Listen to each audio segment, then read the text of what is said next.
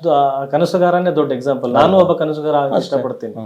ಮೊನ್ನೆ ಅಂದ್ರೆ ನಿನ್ನೆ ರವಿ ಸರಿಗೂ ಅದನ್ನೇ ಹೇಳಬೇಡ ಅದು ಅಲ್ಲ, ರವಿ ಸರಿ ಅದನ್ನೇ ಹೇಳಿದೆ. ನಾನು ಯುದ್ಧಕಾಂಡ ಮಾಡ್ಬೇಕಾದ್ರೆ ಅವರು ಕೃಷ್ಣಲೀಲಾ ಸಿನಿಮಾ ನೋಡಿ ಅದು ಎಷ್ಟು ಚೆನ್ನಾಗಿ ಪರಿಶೀಲನೆ ಮಾಡಿದ್ರು ಅಂದ್ರೆ ಅದರಲ್ಲಿ ಕೆಲವೊಂದು ಕ್ಯಾರೆಕ್ಟರ್ ಅಲ್ಲಿ ಇರ್ತಕ್ಕಂಥ ಆಯಾಮಗಳು, ಸಿನಿಮಾದಲ್ಲಿ ಇರ್ತಕ್ಕಂಥ ವಿಚಾರಗಳು ನಾನೇ ಕಂಡಿರಲಿಲ್ಲ.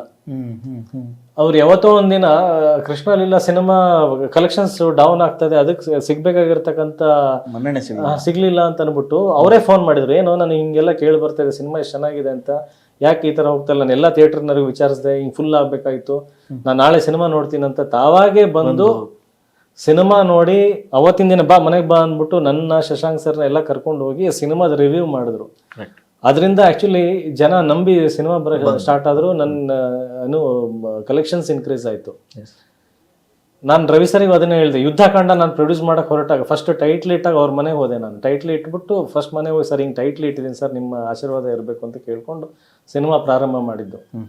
ಅವತ್ತಿಂದ ಸಿನಿಮಾ ಮಾಡಬೇಕಾದ್ರೆ ಆ ಕನಸುಗಾರನೇ ನನ್ನ ತಲೆನಲ್ಲಿ ಇರಲ್ಲ.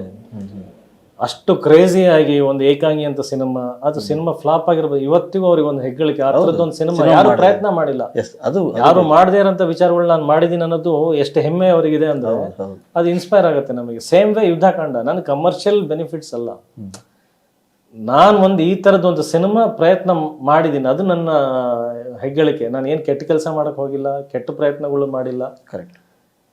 ಇದು ಸಿನಿಮಾ ನೋಡಿದ ಪ್ರತಿಯೊಬ್ಬನು ವೆರಿ ಗುಡ್ ಅಜಯ್, ಇಂಥ ಒಂದು ಪ್ರಯತ್ನ ಮಾಡಿದಿಲ್ಲ, ಶಬಾಷ್ ಅಂತ ಹೇಳ್ತಾರೆ. ಅಷ್ಟು ಕೆಲಸ ನಾನು ಮಾಡಿದ್ದೀನಿ. ಇದರಿಂದ ದುಡ್ಡು ಎಷ್ಟು ಬರುತ್ತೆ, ಹೋಗುತ್ತೆ, ಬಿಡುತ್ತೆ. ನಾನು ಯುದ್ಧಕಾಂಡ ಸ್ಟಾರ್ಟ್ ಮಾಡಿದಾಗ ಫಸ್ಟ್ ಡೇ 1 ಪ್ರೆಸ್ ಮೀಟಲ್ಲೂ ಅದನ್ನೇ ಹೇಳಿದ್ದೆ.